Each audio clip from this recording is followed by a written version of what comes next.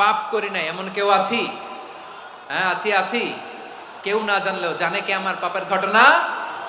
পৃথিবী না জানুক আমি তো জানি, আমি কি পাপ করেছি হায়। ও আমার কলিজার টুকরা ভাইরা, মাথাটাকে নিচু করে জীবনের সব গুনার ফিরিস্তিগুলো একটা একটা করে স্বীকার করে আল্লাহরে বলেন, আল্লাহ আমি পাপী।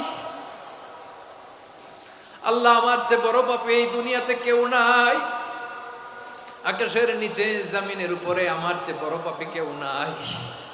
একটা একটা করে আল্লাহ স্বীকার করি আমি পাপী। সব পাপের স্বীকৃতি দিলাম। পৃথিবী না জানুক আমি তো জানি, আমি কি পাপ করেছি হায়। আমার পাপের করলে বিচার, বাঁচার আমার নাই উপায়।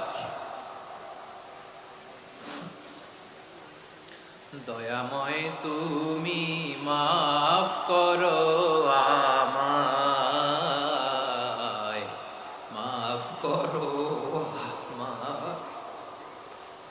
আল্লাহ তাআলা যদি দয়া করে আমাদেরকে মাফ না করে, আমাদের বাঁচার কোনো উপায় নাই। আপনি কি ভেবেছেন আপনার নামাজ দিয়ে আপনি জান্নাতে যাবেন? আপনি তাহাজ্জুদ গুজার, সেজদা দিতে দিতে কপালে দাগ ফেলেছেন, এটা আপনারা জান্নাতে নেবে না। আপনি এলাকার সবচেয়ে বড় হাতেম তাই দানশীল, এই দানের ভরসায় বসে আছেন, কশিন কালো না। আমাদের নামাজ, আমাদের রোজা, আমাদের ইবাদত, এগুলোকে মিজানের পাল্লায় উঠালে কোনো ওজনই হবে না। তবে আমাদের একটা কৌশল জানা আছে, আমরা আল্লাহর রহমতের ভিখারি। আমরা সেদিন আগেই গুনার স্বীকৃতি দিয়ে দেব। আমরা বলবো, আল্লাহ তুমি প্রশ্ন করার আগে তোমার একটা কথা বলি, আমারে কিছু জিজ্ঞেস করো না, আমি সব করেছি। এমন কোন পাপ নাই যে পাপ আমারে দিয়ে হয় নাই। তোমার রহমত দিয়ে তুমি জান্নাতে পাঠাবা, তোমার দয়ায় জান্নাতে যেতে চাই, আমল দিয়ে না। পারবেন বলতে? কিয়ামতের দিন আমরা বলবো, আল্লাহ আমার আমল দিয়ে জান্নাত চাই না, আমি তোমার দয়া দিয়ে জান্নাত চাই। তোমার দয়া ছাড়া আমার কোনো উপায় নাই। কারণ আল্লাহ যদি বিচার করে, বাঁচার কারো উপায় নাই। আল্লাহ যদি বলে ফেলেন তুই এটা করলি কেন, ওখানে গেলি কেন, কোরআনে 1000 বার নিষেধ করলাম তারপরেও এই পাপে জড়ালি কেন, এরকম প্রশ্ন ছুড়ে দিলে আমার উত্তর আছে?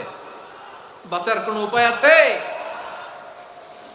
রোজ হাসরে হে আল্লাহ আমার করোনা বিচার, আল্লাহ করোনা বিচার। বিচার চাহি না তব দয়া চাই, এ গুনাহগার, আল্লাহ করোনা বিচার। আপনার আমল দিয়ে জান্নাতে যাবেন? কি দিয়ে যাবেন? আল্লাহর দয়া দিয়ে। আল্লাহর রহম আর দয়া ছাড়া কেউ জান্নাতের চেহারাও দেখতে পাবে না। আমার প্রিয় ভাইরা, এই দোয়া আল্লাহর কাছে পছন্দনীয় হওয়ার কারণ তিনটা। দোয়ার প্রথম অংশে আছে তাওহীদ, আল্লাহর একত্ববাদের ঘোষণা। এই দোয়ার দ্বিতীয় অংশ আছে তাসবিহ, আল্লাহর প্রশংসা সূচক বাণী। এই দোয়ার 3 নাম্বার অংশ পাপের স্বীকৃতি। তাহলে আমরা সবাই গুনাহগার। আমরা আল্লাহর কাছে পাপের স্বীকৃতি দিয়ে বলবো, ও আল্লাহ ইন্নী কুনতু মিনাজ জালিমিন, আমরা জুলুম করেছি, পাপ করেছি, অন্যায় করেছি, আল্লাহ বুঝতে পারি নাই। শয়তানের ওয়াসওয়াসায় পড়ে, বন্ধুর পাল্লায় পড়ে, নফসের খায়েশ মিটাতে যে আল্লাহ করে ফেলেছি। তুমি গুনাহ না মাফ না করলে আমাদের গুনাহ মাফ করার দ্বিতীয় কেউ নাই। ঠিক কিনা বলেন? এভাবে অনুতপ্ত হয়ে যদি আল্লাহর কাছে দোয়া করেন, দেয়ালে পিঠ থেকে গেছে, কোনো রাস্তা নাই বের হওয়ার, ওই মুহূর্তেও আপনাকে বিপদ থেকে উদ্ধার করবে কে?